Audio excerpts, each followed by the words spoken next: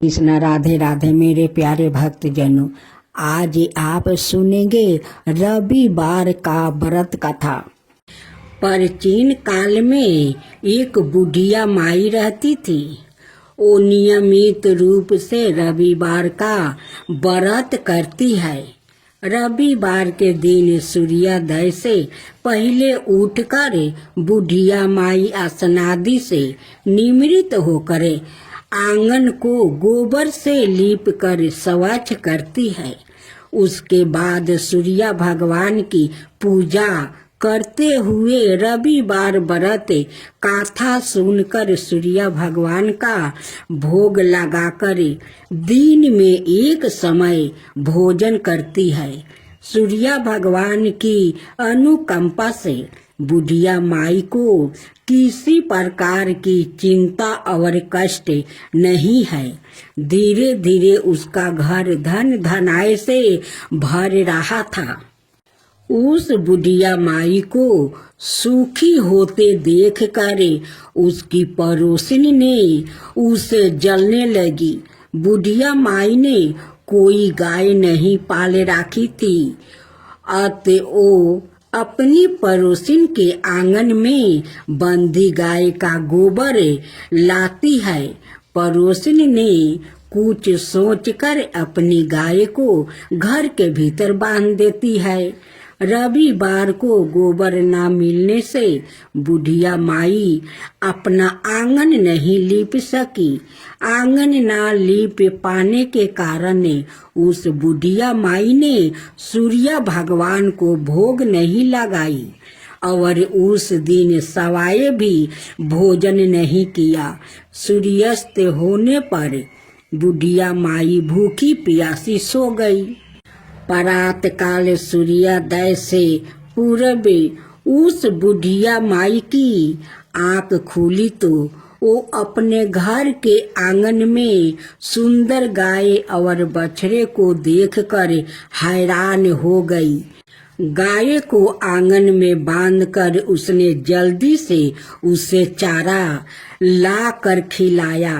पड़ोसिन ने उस बुढ़िया माई के आंगन में बंधी सुंदर गाय और बछड़े को देखी तो वो उसे और अधिक जलने लगी। तभी गाय ने सोने का गोबर किया। गोबर को देखते ही पड़ोसिन की आंखें फट गई। पड़ोसिन ने उस बुढ़िया माई को आस पास ना पाकर तुरंत उस गोबर को उठाया और अपने घर ले गई और अपनी गाय का गोबर वहां राख आई।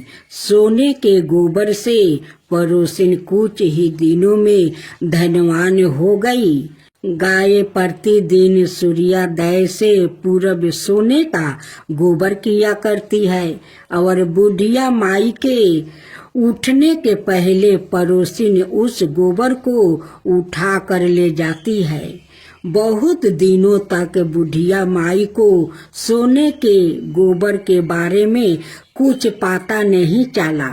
बुढ़िया माई पहले की तरह हर रविवार को भगवान सूर्यदेव का व्रत करती रही और कथा सुनती रही। लेकिन सूर्य भगवान को जब पड़ोसिन की चालाकी का पता चला तो उन्होंने तेज आंधी तूफान चलाई। आंधी का प्रकोप देखकर बुढ़िया माई ने गाय को घर के भीतर बांध दिया। सुबह उठकर बुढ़िया माई ने सोने का गोबर देखी। उसे बहुत आश्चर्य हुआ। उस दिन के बाद बुढ़िया माई गाय को घर के भीतर बांधने लगी। सोने के गोबर से बुढ़िया माई कुछ ही दिन में बहुत धनी हो गई। उस बुढ़िया के धनी होने से पड़ोसिन बुरी तरह जल भूनकर राख हो गई। और उसने अपने पति को समझा बुझा कर उसे नगर के राजा के पास भेज दिया।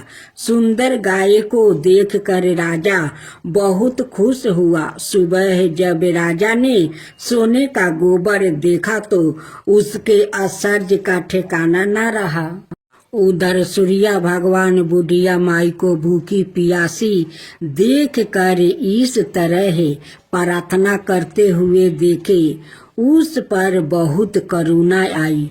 उसी रात सूर्या भगवान ने राजा को सपने में कहा, राजन, बुढ़िया माँ की गाय बछड़ा तुरंत लौटा दो, नहीं तो तुम पर विपत्तियों का पहाड़ टूट पड़ेगा, तुम्हारा महल नष्ट हो जाएगा। सूर्या भगवान के सपने से बुरी तरह भयभीत राजा ने परात उठते ही गाय और बछड़ा बुढ़िया माई को लौटा दिया। राजा ने बहुत सा धन देकर बुढ़िया माँ से अपनी गलती के लिए क्षमा मांगी। राजा ने पड़ोसिन और उसके पति को उनकी इस दुष्ट करतूत के लिए दंड दिया। फिर राजा ने पूरे राज्य में घोषणा करवाई कि सभी स्त्री पुरुष रविवार का व्रत किया करे। रविवार का व्रत करने से सभी लोगों के घर धन धनाय से भर गया। राज भर में चारों ओर खुशहाली छा गई। स्त्री पुरुष सुखी जीवन यापन करने लगे और सभी लोग की शारीरिक कष्ट भी दूर हो गया। अब आप सुने सूर्य उपासना। भगवान सूर्य परमात्मा नारायण के साक्षात प्रतीक है, इसलिए वो सूर्य नारायण कहलाते हैं।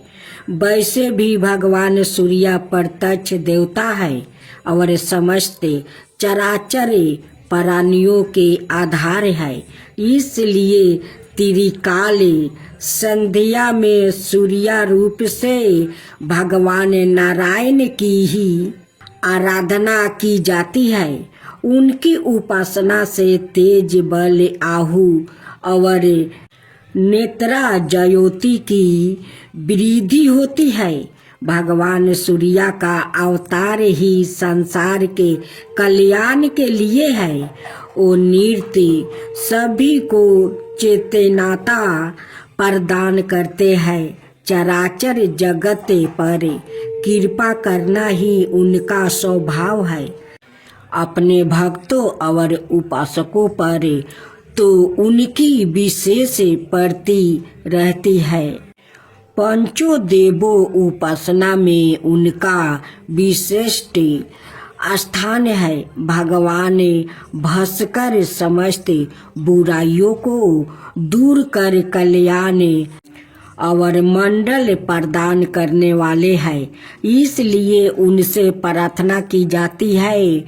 शास्त्रों किरणों वाले दूरादशतामा भगवान सूर्य हमें अस्त से ताश की और अंधकार से प्रकाशी की और मृत्यु से अमरताओं की ओर ले जाते हैं। उनका अनुग्रह प्राप्त होने पर व्याकृत सताहु ही नहीं दीघर हो जाता है।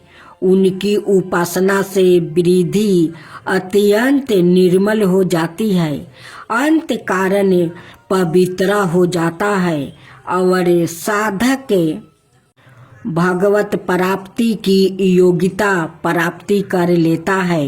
वृद्धि के ब्रेक भगवान सविता ही है, इसलिए गायत्री मंत्र भगवान से सर्द वृद्धि के लिए ही प्रार्थना की गई है।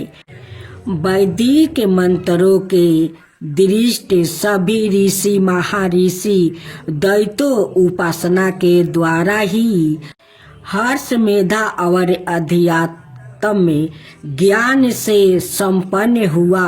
भगवान सूर्य सौलभ उपासना ही प्रसन्न होकर भक्तों को अपनी महानियों कृपाओं का अवलंबन प्रदान करते हैं। उनकी कृपा से ना जाने कितनों का उद्धार हुआ है, इसकी कोई गणना नहीं है।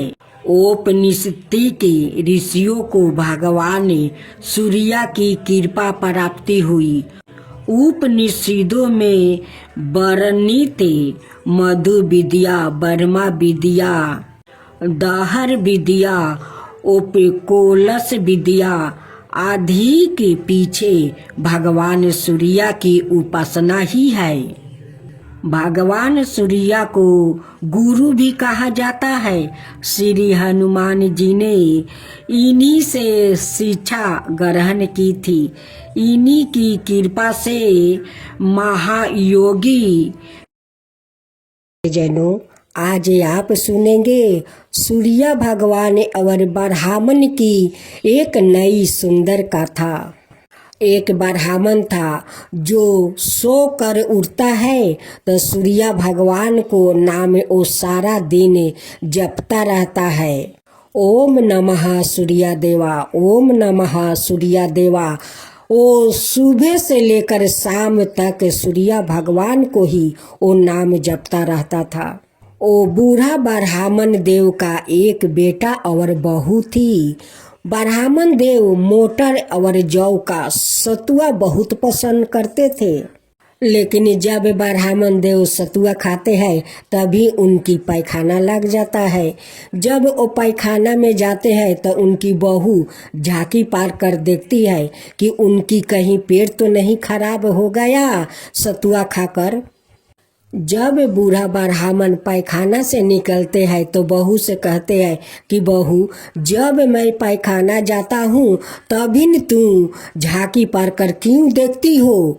कहती है कि देखती हूँ कि कहीं आपका पेट तो नहीं खराब हो गया है।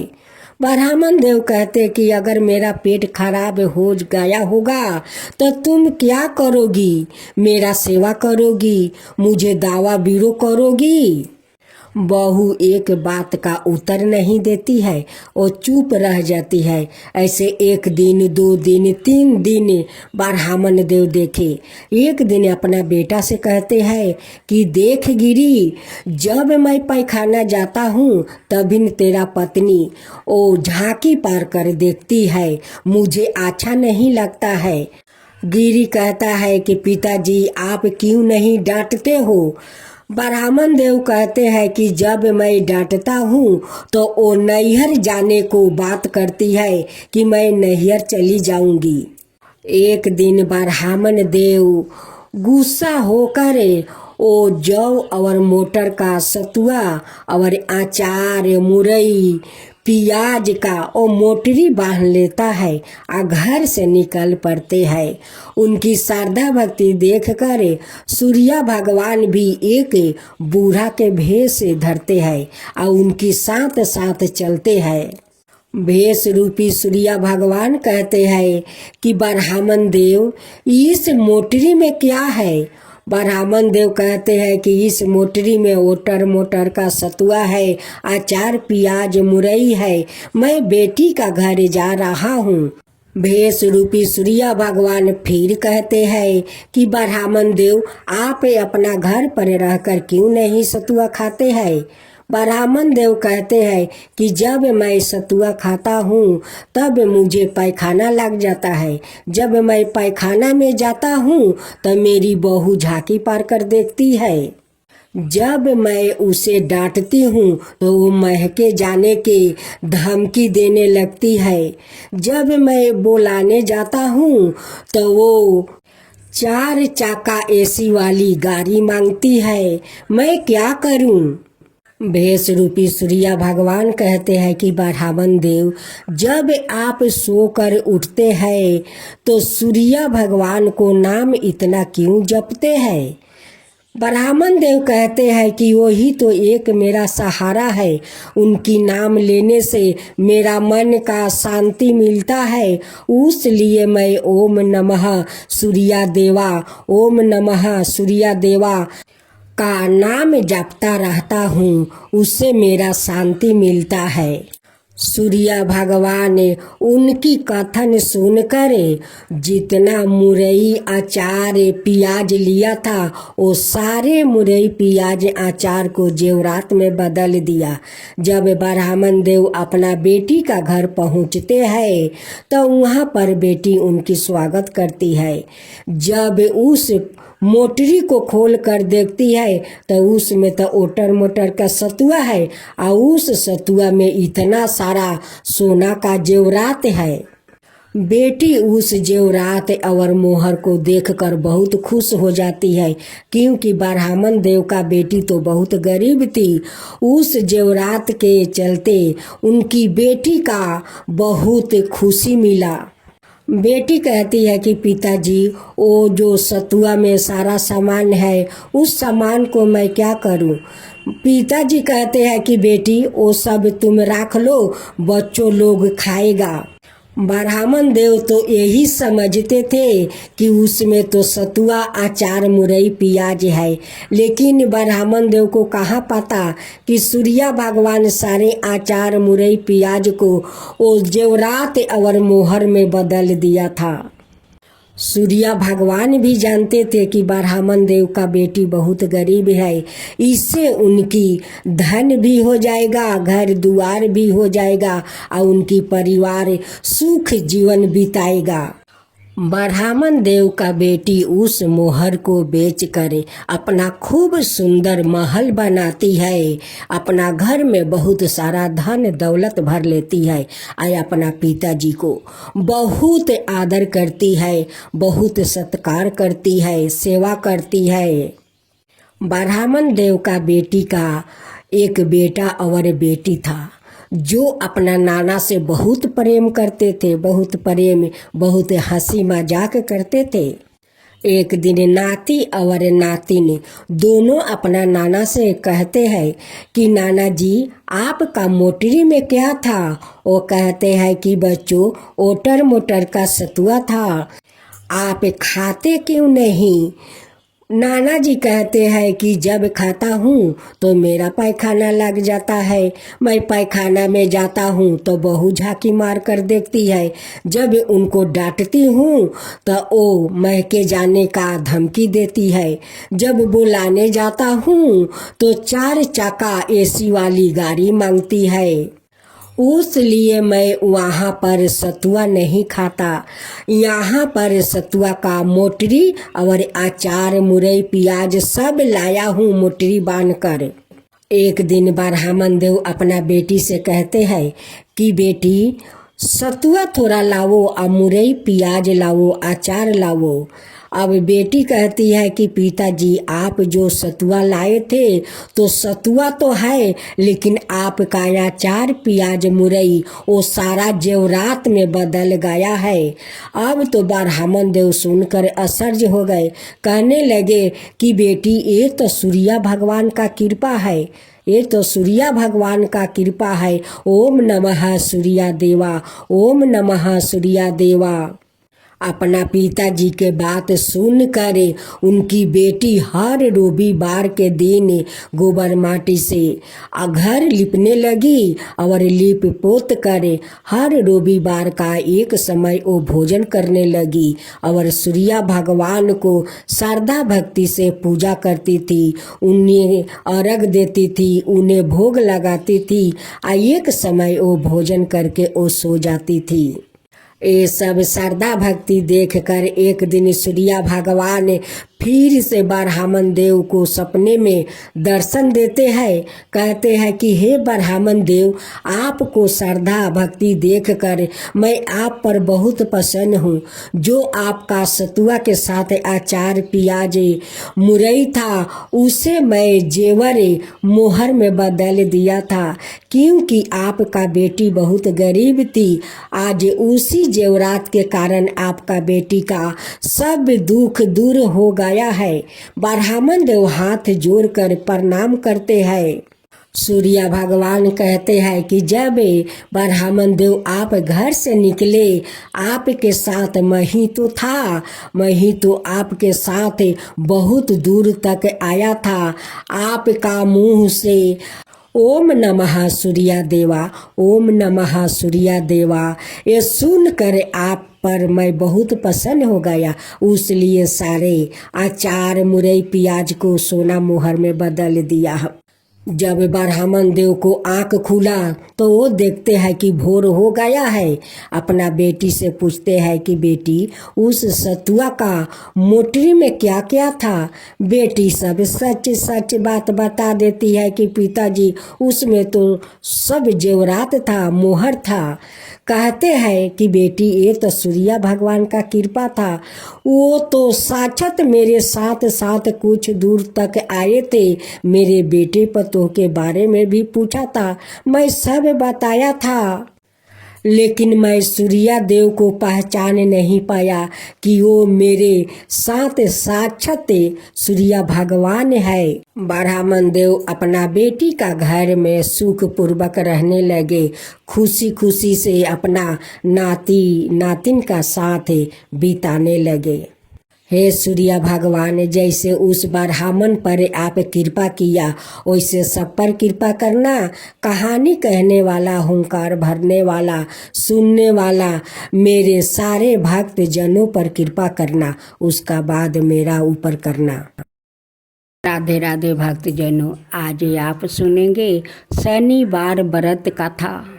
यह व्रत शनिदेव की प्रसन्नता के लिए किया जाता है। जब शनिदेव कृपित होते हैं तो सभी कार्यों बिंद उत्पन्न होने लगता है और प्रसन्न होने पर अपार सुख समृद्धि की वृद्धि होती है। कलह क्लेश मानसिक तनाव शारीरिक बाधाओं का नाश होता है। परिजनों के व्यवहार में अनुकूलता आने लगती है। वृद्धि ठीक तरह से काम करने लगती है। इसके अलावा अधूरे काम पूरे होते हैं। बिगड़े काम सहज ही पूर्ण होकर घर में सुख शांति आती है। जो स्त्री पुरुष शनिवार का व्रत पूरे श्रद्धा भक्ति भाव से धारण करते हैं, उनके समस्त पाप नष्ट होकर उन्हें अभिष्ट की प्राप्ति होती है। शनि देव की पूजा अर्चना करने से वो सहज ही प्रसन्न होकर अपने भक्त की समस्त मनोकामना पूर्ण करते हैं। राहु केतु के प्रकोप से भी उन्हें बचाते हैं। पूजन विधि विधान यूँ तो यह व्रत किसी भी मास के शुक्ल पक्ष के प्रथम शनिवार से आरंभ किया जा सकता है, लेकिन श्रवण मास के तीसरे शनिवार से आरंभ का ज़्यादा महात्म्य बताया गया है। उसे 19 या 51 व्रतों को करने का विधान है। व्रत को धारण करने से पहले संकल्प करें कि इस दिन की तिथि, समय, स्थल आदि में मेरे सारे रोग के परिहार के लिए दृष्टि, उदर और पैर में आई हुई शनि की पीड़ा को मिटाने के लिए मैं शनि का पूजन करूँगा। व्रत निर्ध्यान रूप से संपन्न हो, उसके लिए गणपति का पूजन और कलश की स्थापना भी करूँगा। व्रत के दिन दैनिक कर्मों से निवृत्त होकर स्नान करके काले रंग के वस्तु या बनियान धारण करे। भगवान शंकर, राहु और केतु के साथ शनि देव की पूजा करने की व्यवस्था करे। शनि देव की प्रसन्नता के लिए यदि निकट कोई शनि मंदिर हो तो वहाँ जरूर जाए, दर्शन करें। शनि शास्त्रों का पाठ करे, ओ मस्तक पर काले तिलक लगाए, तरह तरह के काली वस्तुओं का दान करे। घर में हनुमान चालीसा का भी पाठ कर सकते हैं। इस व्रत में हनुमान जी महिमा का भी गुणगान कर सकते हैं। यदि घर में शनिदेव की प्रतिमा या छाया चित्र रखते हैं तो वहाँ हनुमान जी का फोटो जरूर रखें। शनि देव का रंग काला है, इसलिए उनको काली वस्तु जैसे काला तिल, सरसों का तेल, काली मूंग, उड़द, काले पुष्पा, काले वस्तु, लोहे का पतरा आदि विशेष प्रिय है। अतः उन्हें ये चीज़ें अर्पित करें। काले तिल के लड्डू और उड़द के आटे के लड्डू का भोग लगाए। इसी दिन पीपल के वृक्ष के तेल पूजन करने के बाद तने पर 7 बार सूत्र लपेट कर 7 परिक्रमा करें। फिर 7 बार नमस्कार करें। एक पात्रा में जल लेकर उसमें कुछ काले तिल दो, लवंग, कुछ पात्रा में चीनी डालकर पीपल के वृक्ष की मूल में पश्चिम की तरफ मुख करके अर्घ दे। वृक्ष के पास ही तेल का एक दीपक जला कर रखे। फलों में केला और भोजन में उड़द की दाल और उसमें बने पदार्थों भोजन एक समय और सूर्यास्त के 2 घंटे बाद करें। भोजन के पूर्व कुत्ते को रोटी देने का विधान है। व्रत के दिन 3 या 19 माला लेकर ओम प्रा प्री प्रो सन सनाए नाम मंत्र जपना चाहिए। संकल्प अंतिम व्रत के दिन सामी के वृक्ष की लकड़ी से एक छोटा सा हवन भी करे। यदि शनि की 2.5 या 7.5 चल रही है तो योग ब्राह्मण द्वारा शनि ग्रह मंत्र का 23,000 मंत्रों का जप अवश्य करो। बाद में यथाशक्ति तेल, छतरी, जल, काला कंबल, लोहा, सरसों, चमड़े के जूते, कुर्सी, तिल के लड्डू ब्राह्मणों को दान में दे। चींटिया को आटा खिलाए। शनि शास्त्रों का पाठ व्रत के दिन करना विशेष लाभप्रद माना गया है। भक्तजनों, अब आप सुनेंगे देवी काली की कथा। देवी काली को शक्ति का साक्षात स्वरूप माना जाता है। माता रानी अपने भक्तों पर दया दृष्टि रखती है, लेकिन दुष्ट और दुराचारियों पर विध्वंस भी करती है। महिषासुर अति बलशाली दैत्य था, जिसका संहार देवता भी नहीं कर सके। इसलिए देवी काली का जन्म हुआ। धार्मिक ग्रंथों में माँ काली के जन्म यह अवतार को लेकर कई मत है, लेकिन सबर मनाए मत यही है कि माँ काली का अवतार दैत्यों के संहार के लिए हुआ था। नवरात्रि में हम नव दुर्गा यानी माँ दुर्गा के 9 अवतारों की पूजा करते हैं, लेकिन जब दैत्यों के संहार के लिए माँ काली का जन्म हो चुका था तो फिर क्यों माँ दुर्गा को कई अवतार लेने पड़े? आइए जानते हैं इसके बारे में। काली माँ की कहानी छठी सातवीं के देवी महात्म्य के प्रथम अध्याय में काली को महाकाली के रूप में दर्शाया गया है। वो भगवान विष्णु के सोते हुए शरीर से देवी योग निद्रा के रूप में पैदा हुई, ताकि ब्रह्मा और दुनिया को दो राक्षसों मुद और कदब से बचने के लिए उन्हें जगाया जा सके। एक बार जब विष्णु जागे तो उन्होंने उन राक्षसों के खिलाफ एक लंबा युद्ध शुरू किया, लेकिन वो अभी भी पराजित थे और अपनी सफलता पर गर्व कर रहे थे। यह देखकर महाकाली ने महामाया का रूप धारण किया और दोनों राक्षसों को मंत्रमुग्ध करने के लिए चली गई। जब वो महामाया से विचलित हुए तो विष्णु ने उन्हें तुरंत मार डाला।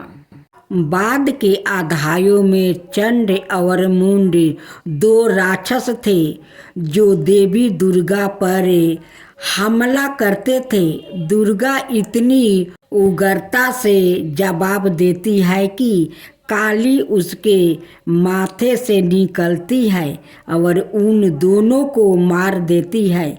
यहाँ काली को गहरे नीले रंग की त्वचा संधी हुई, आँखों वाला एक पातला चेहरा और खोपड़ियों की माला के साथ बाघ की खाल का कपड़ा पहने हुए बताया गया है। बाद में उसी युद्ध में राक्षस रक्त बीज, जिसके सेनापति चंड और मुंड थे, युद्ध में काली का सामना करते हैं। रक्त बीज को वरदान है कि उसके खून की हर बूंद जो जमीन को छूती है उससे उसका एक और कैलोन पैदा हो जाएगा। चौकी दुर्गा रक्त बीज को उसके अनगिनत कैलोनों के साथ हारने में असमर्थ है।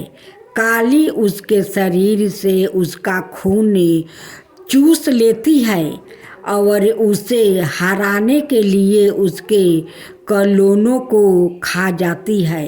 रक्त बीज और दारुका दोनों मामलों में काली को दुश्मनों को हराने के बाद रक्त पिपासु के नसों में चूर बताया गया है और रक्त पिपासु की उसकी लालसा नियंत्रण से बाहर हो जाती है।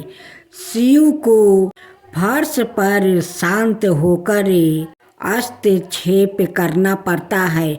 जब काली क्रोध में आगे बढ़ रही होती है तो वो गलती से शिव पर पैर रख देती है और उसकी जीभ बाहर निकल जाती है। वो तुरंत शांत हो जाती है और फिर से दुर्गा पार्वती में विलीन हो जाती है। युद्ध में भाग लेने के बाद शिव ने पार्वती को काली काली त्वचा वाली कहकर चिढ़ाए।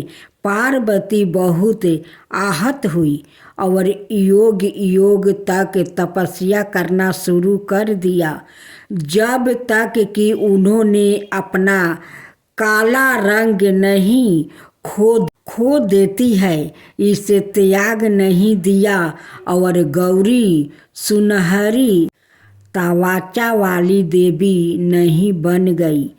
उसका छिपा हुआ अंधकारमय अवतारण कोशिकी बन जाता है, जो क्रोधित होने पर काली बन जाता है।